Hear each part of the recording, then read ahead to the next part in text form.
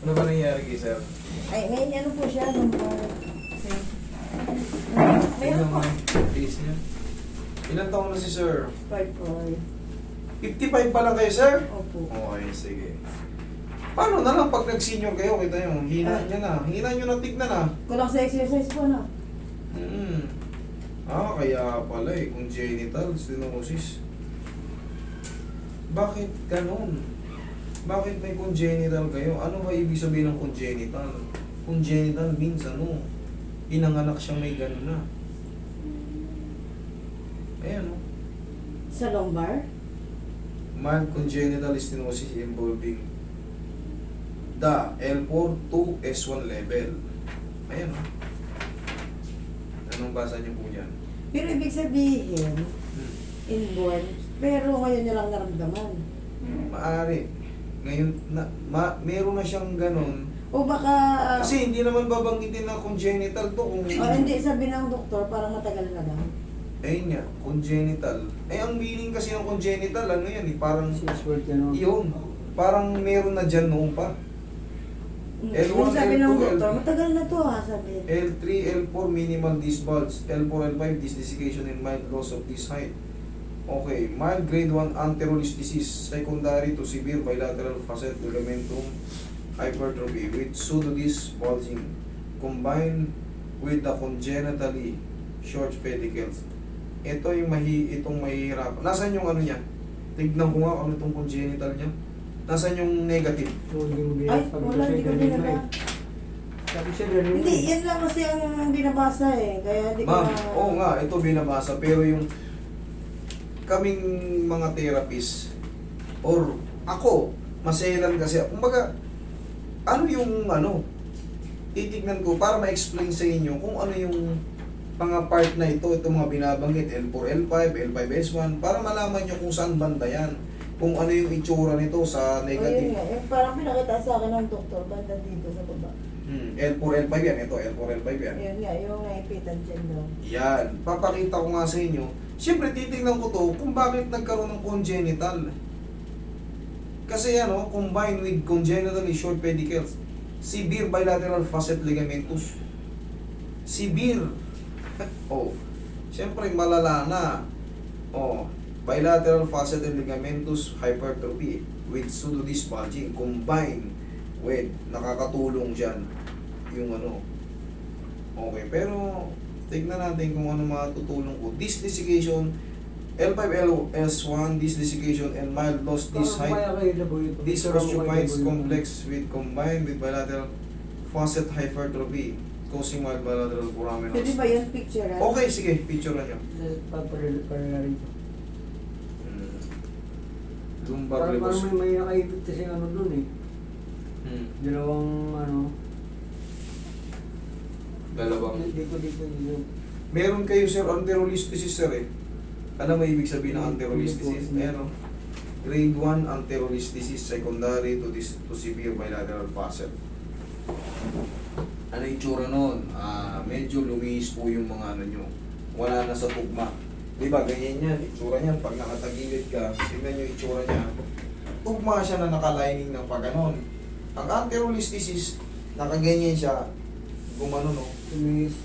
Oo, lumiis. Hindi na. Ano na-dislocate na siya. Exactly. Parang dislocate yung ano nyo. Ano talaga dito masakit doon eh. Kaya yung pakiramdam nyo, kita nyo, maaring mamamahid yung buong ano nyo. Oo, naman eh. Pero ngayon ang mabanig, yung itong dito, nilalampakan. Ayun yung mararamdaman nyo. Minsan po sobrang banig, masakit na eh. Sige. Hintayin lang natin yun. Tignan mo kung kakayanin pa, baka mayroon tong ano. Ang mahirap gamutin dyan yung anterolisthesis. Tapos, titignan ko ano yung ano na yun, yung bakit may congenital kayo dyan. Kamo yung mas mababa, yung isa sa babae, lumbar. sa may ano, sa may Sa balakangan. O, sa balakangan. Okay yan, sige mamaya titignan ko rin. Kamo yung, doon sa may ang parang, mina kami yung balakangan. ano naman doon, yung may nakikita naman yung may nakaipit eh.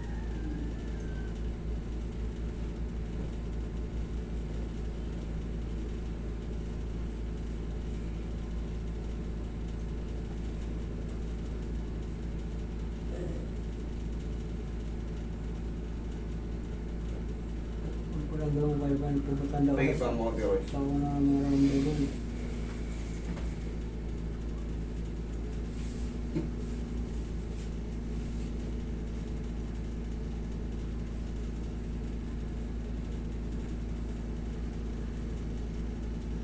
Kasi nung mga nakaraan, di masakit. Tapos parang tinatry ko lang ba na yung pinaka-buto niya. Parang ginaganon-ganon ko lang. Tapos gaganyanin ko dito.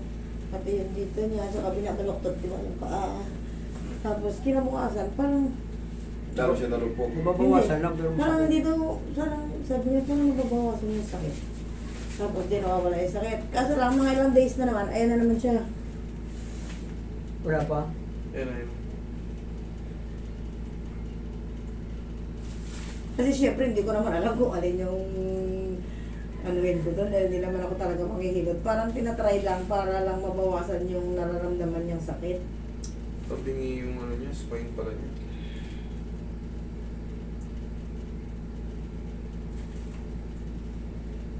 Ba't ka mga ganun? Ano yung ano, tanggalin nyo nga yung ano, nakitihit-hit eh. Paano ba tanggalin yung ganun? Mga disc nyo. Kaya na yan, no? Pangitin lang natin. Meron kayong L4, L5, L5S1, disc desiccation. Okay, this osteophytes complex combined with mild bilateral facet hypertrophy causing bilateral foraminal stenosis. Okay. Sir, susubukan ko yung test ko, sir, ha? Kasi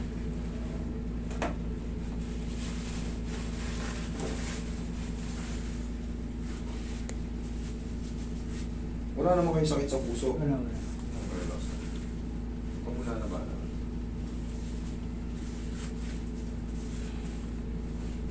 Pati dito mo, sir, oh. Pati dito mo.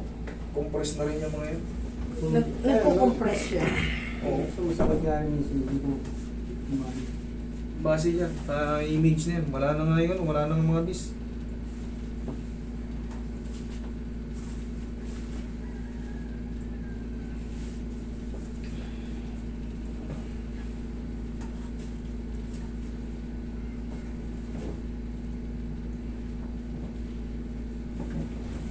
Ikaw, patagilid, sir. Tagilid ka. Namamaga yung paa nyo, ah. Oo. Dahil Mamalas. yan sa diabetes niya. Tigas, no?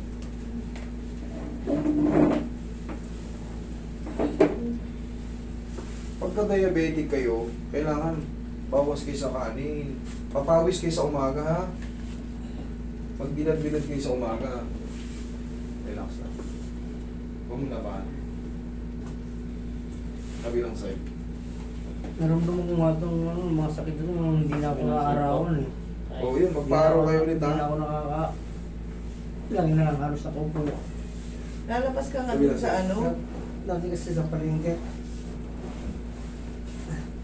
Oo, sige, Hindi, kahit hindi na kayo pumunta palengke, sa labas lang ng bahay Kaya nga, nyo. abutan siya ng pagputok ng araw ba? Oo. Sabi mo na maglakad-lakad ka dyan, tapos Oo, ganun. Di ba, nakakatayo naman kayo, may hawak kayo. No? Kahit mabagal lang ang mahalaga, balik-balik lang doon.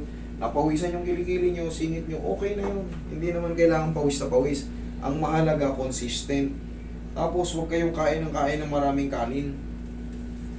Ha? Ibaling malakas kayo sa ulam. Okay, relax na. Yun. Okay, tapa kayo. Kain nyo pa. Alam nyo gusto kong makita dyan? Bakit mayroong congenital dyan? Yan ang gusto kong makita eh. Kasi titignan ko saan siya tumapat. Yung congenital ano. Pag halimbawa po, pwedeng bumalik. Pwede naman po. Kasi ito talaga si Sir, under therapy ito. Katulad yan, natutulungan pa ng mga namamaga yung mga paa ni Sir. Natutulungan pa ng diabetic. Kasi pag may diabetic ka at sumumpong yan, parang yung paa mo parang juggernaut. Sabay-sabay na. Parang makapal yung mga mo, yung mga hakbang mo, parang ang bigat lahat ng mga lower extremities mo.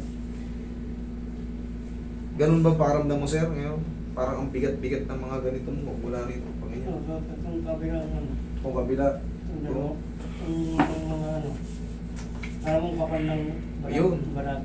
Parang kapal ng balat. Parang jogger na kumbaga yung parang naglalakad sa ano. Oo, yun. Pero yan, i-elevate mo lang sir ha. Ano yung elevate? Ipatong mo sa ano, mataas. Yung matutulog. Sabi ko nga sa'yo, pag tulog mo, ipatong mo sa mataas. Lagyan mo ng unan dito, tsaka yung unan dito. Oo. Okay? Para mas pag-gising mo sa umaga, maging hawa na. Sabi ko na yun sa kanya, ipatong mo sa unan ka ko, tapos igalaw-galaw yung mga paa para may exercise. Tapos magbilad-bilad kayo sir ha. Para kahit paano, maging hawa yung makaramdam nyo. Pag napawisan kayo, kahit konti-konti lang, hihirapan ka na eh.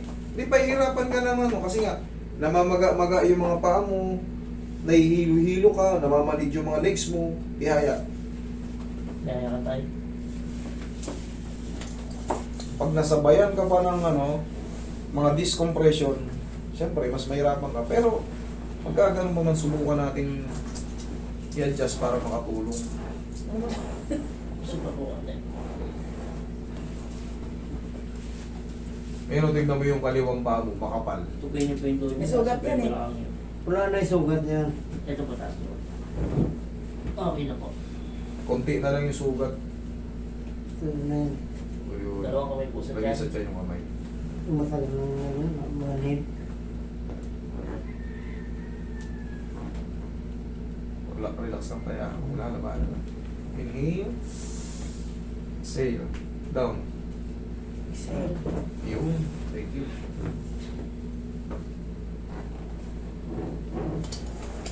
Sa umaga, di ba, nakaganito kayo, nakapiin kayo.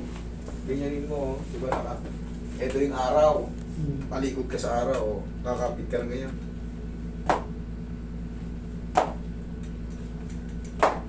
O kaya ka, sandal ka sa pader. O, nandyan sa harap mo yan. O, sandal ka sa pader. O kaya, ganyan. Yung likod mo, nakasandal sa pader. O, kahit pa paano, inatin mo lang. Okay? Mas mahalaga may movement. O kaya, pag ganyan-ganyan. Parang hindi ka matumba, sandal ka sa pader, ha? Kasi pag all alone, siyempre, walang umuhol, baka matumba ka. Tapos, nakasandal ka sa pader, ha? Ito naman para sa lower back mo to. Okay? Hindi ka matutumba yan, idiin mo yung likod mo sa pader. Okay? Tagilid muna. Tagilid. O, tukod yung siko, baba itong paa. Tayo na po kayo. Eh, upo na kayo. Tukod yung siko mo. Sige, tukod mo. Yan, dyan. Diyan ka kumuha ng puwersa, ha? Diyan ka lang muna, ha? Meron pa tayong gagawin.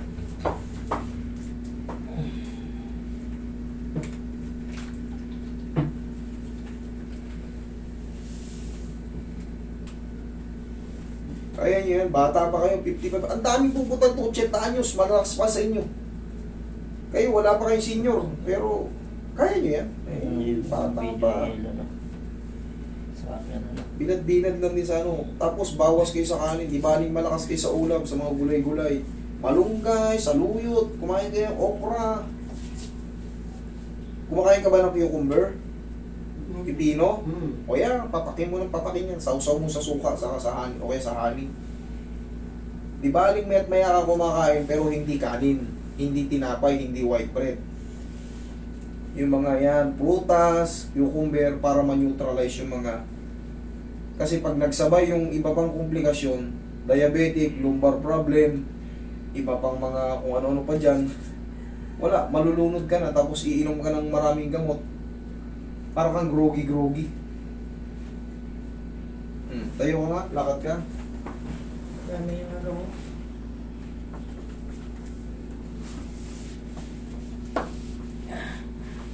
Nakaka-groggy kasi maraming gamot.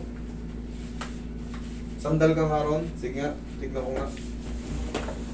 O yan, mabilis ka naman pala lumakad eh. O, yan, itambay mo lang yan. Ibuka mo yung paa mo.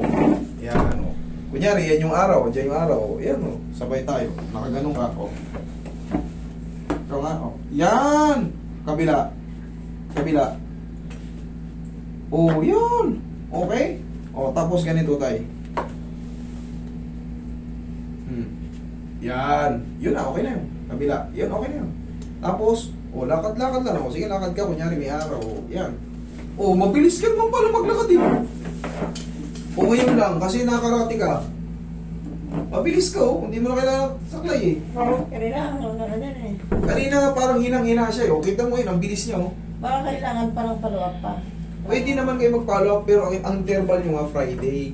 Okay? O ito ang bilis nyo. Oh, meron siya nito kanina eh. Kala ko nga senior citizen na, hindi pa pala. Oo nga, lalo pag may pakbang kayo, may lahat sa Chinese sa sumsum ako eh. Kaya nga kanina kasi nga, siyempre, pagpasok mo nito, akala ko matandang-matanda kayo eh. Wala po Kasi pala. yung sakit dito eh. O ngayon, kita mo, ganda. O, di ba? Gagaling pa kayo eh. Tiyaga lang, Kaya magbilag nga, kayo baka sa araw ha. kasi mas maganda kapag may follow up pa. Eh kaya nga, Friday po ang ulit ng second. Ano ko lang ipa-text ko sa anak ko. Daliin nyo na itong mga files nyo ha, para ma-explain ko pa sa inyo. Ha? Ibig sabihin, Hindi nyo na kailangan mag-text. Pumunta lang kayo dito Friday kasi ako nang bahala. Oo. Ako na nagbigay ng interval eh. Okay? Ako ang masusunod. Hindi naman papayin schedule. Hindi na, ako masusunod eh. Okay? Tay?